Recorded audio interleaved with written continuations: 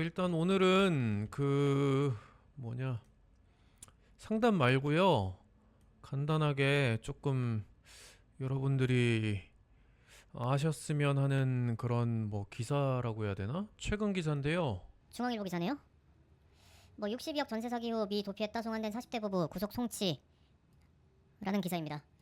이게 어떤 기사냐면 세입자 90명을 상대로 보증금 62억 원을 가로채고 미국으로 도피했다가 송환된 부부가 검찰로 넘겨졌다라고 해요. 대전 경찰청이 이제 사기 혐의로 해당 부부를 이제 A씨와 B씨 부부를 구속을 했어요. 2019년 4월부터 23년 4월까지 대전시 일대에서 세입자 90명을 상대로 전세 보증금을 충분히 반환할 수 있는 것처럼 속여서 62억 원을 가로챈 혐의이죠. 이런 혐의를 받고 있고 이분들이 어떤 식으로 전세 사기를 일으켰냐면 11채 다가구 주택을 매수한 뒤에 깡통전세가 뭐냐면요. 깡통전세라는 게 보통 집을 사게 되면 대출을 받잖아요. 은행에서 대출을 받으면 그 부동산에 대해서 보통 근저당권을 설정을 하고 대출을 해줘요. 일종의 담보로 제공을 하는 건데 보통 이제 집 살 때 한 60%이 정도 대출을 받았다라고 하면 가령 10억짜리 집이었을 때 대출 6억에 대해서 근저당권이 잡혀 있는 거죠. 그리고 보증금 합계가 6억이야. 그러면 이제 그 해당 부동산의 가치보다 담보권 설정된 거랑 이제 보증금 합계가 보통 부동산 가치를 넘어갔을 때 그거를 이제 깡통전세라고 하거든요. 건물 담보대출과 세입자 보증금이 실제 건물의 가치보다 커 남아있는 건물의 가치가 텅 비었다는 뜻. 근데 이분들이 지금 조금 공분을 사는 이유가 2022년에 미국 애틀랜타로 건너가서 2년 동안 도피 생활을 했는데 고급 주택가에 살면서 아들 펜싱 클럽에 보내는 등 풍족한 생활을 했던 것으로 전해졌다. 근데 이게 피해자분 중에 한 분이 전세보증금 8천만 원을 못 받으셔가지고 지난해 6월에 돌아가셨어요. 극단적 선택을 하셔가지고 이 사건이 조금 피해자도 많고 규모가 커지니까 인터폴 적색 수배 해가지고 미국에서 잡힌 거죠. 근데 이제 본인들은 경찰 조사에서 이제 전세 사기를 의도하지 않았다고 진술을 하면서 혐의를 인정하지 않는 것으로 나타났다고 하네요. 안타까운 사건인데 이 관련해서 몇 가지 질문을 받았었어요. 일단 사기 여부야 경찰에서 밝히긴 할 건데 일반적으로 깡통 전세를 여러 채 보증금을 받아가지고 만약에 전세 사기가 이루어졌다라고 하면 핵심 쟁점으로 등장하는 것 중에 하나가 이제 임대차 계약 당시에 그 해당 보증금을 돌려줄 의사나 능력이 있었느냐 라는 게 사기의 고의와 기망행위 관련해가지고 조금 문제가 되거든요. 다시 조금 정리를 해보면 사기는 저희가 많이 나왔죠. 기착, 처, 재, 고, 불이라는 요건이 있어요. 기망행위, 차고, 처분행위, 재산상 이익, 고의, 불법용득 의사라고 하는데 보통 실무에서 문제가 되는 게 기망행위가 맞냐 그리고 기망에 고의가 있었냐 라는 거예요. 근데 이거 관련해서 중요한 이제 기준 중에 하나가 행위 당시에 뭐, 편취한 재산상 재물이나 재산상 이득인데 그걸 돌려줄 의사나 능력이 있었느냐 이 관점에서 지금 상대방들도 우리는 이사를 다닌 것이 도피 행위를 한 게 아닙니다 라고 얘기를 변론을 하고 있는 거죠. 근데 요즘에 전세 사기 같은 경우에는 그때 당시에 그 위험성을 사실 본인들이 부담을 해야 되는데 세입자들한테 부담을 시킨 것 자체가 기망행위가 있다라고 요즘엔 인정하는 추세예요. 근데 이거 관련해서 이제 미국으로 도피한 전세 사기범 부부의 사진이 미국 연방 이민 세관국을 통해서는 공개가 됐어요. 네, 공개가 됐습니다.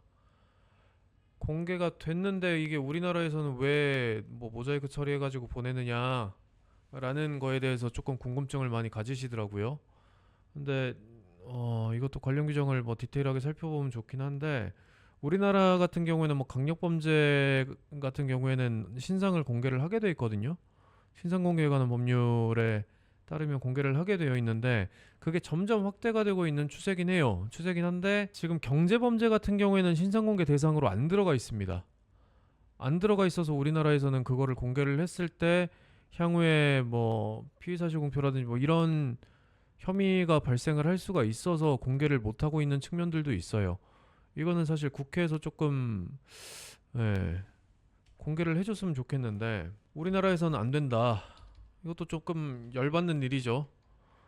지금 미국 같은 경우에는 사실 웬만한 건 다 공개를 해버리거든요.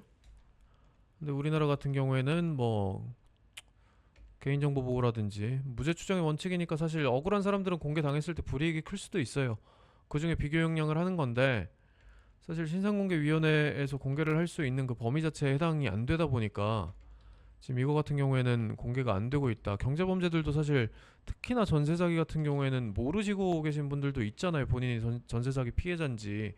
뭐 지금은 몇 년 됐으니까 대부분 뭐 드러나고 있긴 한데 지금 현재 상황에서도 본인이 피해자인 줄 모르고 계약 기간 만료 때야 돼서 이제 뭐 이게 전세 사기구나 해가지고 저희 펌에 찾아오셔서 뭐 사건 의뢰하시는 분들이 많거든요. 예, 그래서 이분들이 조금 이게 공개가 같이 됐으면 하는 입법이 좀 이루어지길 바랍니다. 누리꾼들이 열을 냈던 부분이 남의 돈 뜯어먹고 미국으로 건너가서 호화 생활을 했다는 거, 깡통 전세로 받았으면 본인들이 받은 돈은 나중에 계약 기간 끝나면 돌려줘야 되는 돈이에요. 이 돈 가지고 미국으로 건너가서 호화 생활을 즐기고 그 돈을 마음대로 소비를 했다라고 하면 사실 이 사람들은 돌려줄 생각이 없었다라고 추정을 할 수가 있겠죠.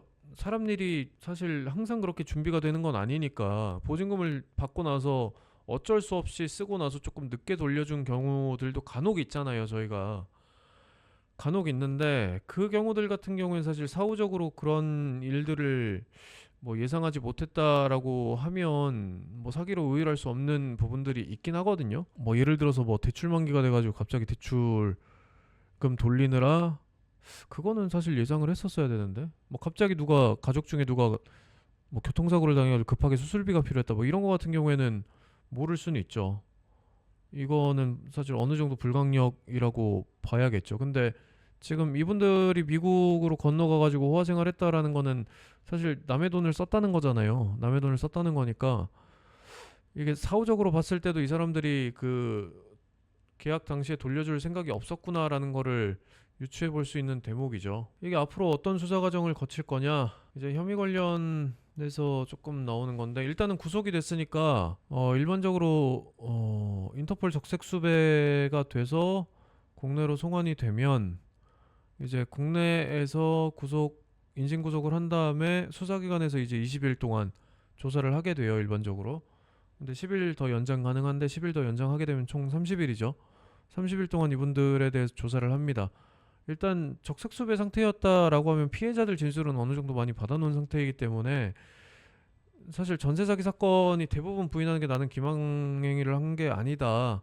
시장 상황이 뭐 이렇게 돼서 어쩔 수가 없었다라는 건데 이분들은 조금 달라요. 이분들 같은 경우에는 사실 미국으로 건너가서 뭐 연락도 안 되고 보증금도 안 돌려주고 이러니까 사실 피해자분 중에 한 분이 극단적 선택까지 한 거 아닙니까? 그래서 이분들이 뭐 전세 사기를 의도하지 않았다라고 진술을 하고 계시는데 이거는 수사 과정에서 이분들이 자백을 하신다면 뭐 수월하게 조금 풀리긴 하겠으나 이분들이 자백을 안 하시더라도 조금 앞뒤 정황으로 봤을 때는 뭐 기망의 고의라든지 기망행위라든지 이런 것들이 조금 인정되지 않을까 싶고요. 도망이 아니라 여러 사정으로 주거지를 옮겨 다닌 것뿐이다. 이것도 사실 이분들이 제출하는 자료들이나 이런 거 보고 믿을지 말지를 수사기관에서 한번 판단을 해봐야죠. 그 여러 사정이라는 게 구체적으로 뭐 어떤 사정인지는 기사에 드러나지는 않았지만 진짜 불강력인 사정이 있었다라고 하면 어느 정도 본인들 양형에 도움이 되겠죠. 될 건데 그 과정에서 뭐 피해자들이랑 연락이 안 됐다라고 뭐 얘기를 하더라도 근데 그건 사실 변명 아닙니까? 뭐 여러 사정으로 주거지를 옮겨 다니더라도 연락이 안 될 여지는 없잖아요. 전 세계 지금 어딜 가도 연락이 되는 시대인데 이게 받아들여질 가능성은 거의 없을 것 같아요. 그리고 한 가지 더. 지금 전세 사기가 문제가 하도 많이 되다 보니까 그 이번에 양형위원회에서 사기에 관한 그 양형 기준을 조금 높여놨어요. 구체적으로 어떻게 높였냐면 그 사기라는 게 일반 사기가 있고 조직적 사기라는 게 있어요. 그리고 그것도 이득액에 따라서 뭐 5억이야, 뭐 10억이야, 뭐 10억부터 30억 뭐 그렇게 디테일하게 조금 나눠져 있단 말이에요. 근데 그거에서 원래 사기 같은 경우에는 그 특별 가중을 하더라도 그 무기징역을 못 때렸었는데 이번에는 그 무기징역까지 때릴 수 있도록 선고를 할 수 있도록 어느 정도 좀 양형 기준에서 터놨거든요. 그 일반 가중 요소에서는 아마 상한이 한 3년에서 6년, 7년 뭐 이 정도가 늘어난 것 같고요. 이득액에 따라서 이제 300억 이상인 경우에는 피해액이 300억 이상인 경우에는 무기징역 때릴 수 있도록 특별가중인자를 통해서 기준을 고친 것 같아요. 근데 지금 이게 시행이 바로 됐느냐 그건 아니고요. 작년에 그렇게 고치겠다라고 하고 지금 2월까지인가 그 관련 기관들 의견 받는다고 하더라고요. 그 의견 받아보고 뭐 문제가 없다라고 판단이 되면 3월부터 시행을 한다고 합니다. 양형 기준이라는 게 판사들에 대해서 권고적 효력밖에 없어요. 예, 그게 무슨 말이냐면 그 판사들이 무조건 이걸 안 따라도 문제가 안 생겨요. 본인 소신에 따라서 양형 기준 안 따르고 더 세게 처벌하거나 뭐 그런 케이스들도 가끔 있어요.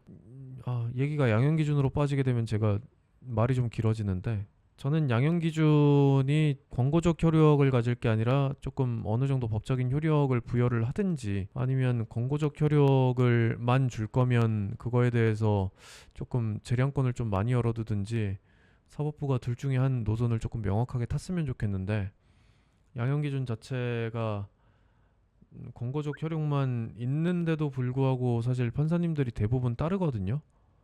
예, 그래서 뭐 형식적으로 공탁하는 경우에 그냥 뭐 아무따 감경 뭐 이렇게 해버리는 경우들도 있어서 뭐 이번 양형 기준에서는 그 공탁 부분도 어느 정도 손본다고 하더라고요. 강제적 효력은 없는데 실질적으로 다 따르는 경우에 이게 문제가 어떻게 되느냐. 그 말도 안 되는 감경이 이루어졌을 때 이거에 대해서 책임을 물을 때가 없어져요. 물론 그 판결에 대한 책임은 판사가 지는 거긴 하지만 뭐 양형 기준이 그렇게 돼 있었기 때문에라는 사실 퇴로가 어느 정도 확보가 되어 있는 상태이기 때문에 뭐 이 얘기는 더 하면 길어지니까 공탁도 이번에 바뀐대요. 구체적으로 어떻게 바뀌더라 한번 찾아볼까요? 지금 양형위원회 사이트인데 양형 이게 안 올라와 있었던 것 같은데 양형 기준에 있는 다양한 합의 관련 양형 요소 중 실질적 피해 회복 및 상당한 피해 회복이라는 감경 인자에는 피해 회복 방법의 하나로 공탁이 포함되어 있고 형사 공탁도 포함됩니다라고 나와 있어요. 근데 이거를 아마 뺀다라고 얘기가 나온 것 같아요. 공탁 부분을. 네. 그래서 사실 이걸 뺀다고 해가지고 양형 요소로 무조건 고려를 안 하겠다라는 건 아니에요. 판사 재량으로 할 수 있습니다. 판사 재량으로 할 수 있는데 그 부분을 빼버리면 사실 그 공탁만 했을 때 유리한 양형 요소로 인정을 안 해주는 사례들이 앞으로 더 늘어나긴 할 거예요. 네. 사실 공탁만 했다고 해서 무조건 감경이 된다 이것도 조금 문제가 있었죠. 네. 그렇기 때문에 양형 기준이 조금 합리적으로 바뀌는 것 같긴 하다라고 인지를 하고 계시면 되겠습니다.